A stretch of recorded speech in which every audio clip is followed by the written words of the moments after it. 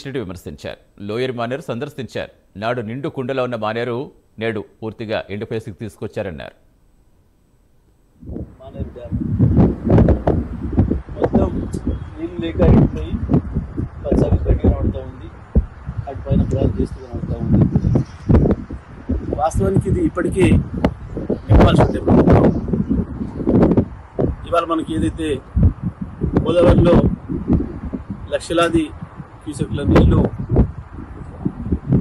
ప్రవహిస్తూ సముద్రం పాలవుతున్నాయో, కేసీఆర్ గారు నిర్మించిన కాళేశ్వరం ప్రాజెక్టులో భాగంగా నిర్మాణమైన కట్టపల్లి పంప్ హౌస్ వద్ద లక్షలాది క్యూసెక్ల నీళ్లు పోతూ ఉంటాయి.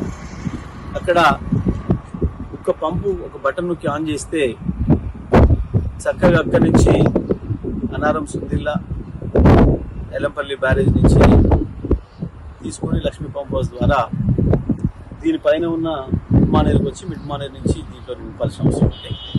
ఇక్కడ నుంచి కాకతీయ కెనాల్ ప్రారంభం అవుతుంది. మనకు సూర్యాపేట జిల్లా నీళ్ళు వచ్చే కాలువ కింద కనబడుతుంది.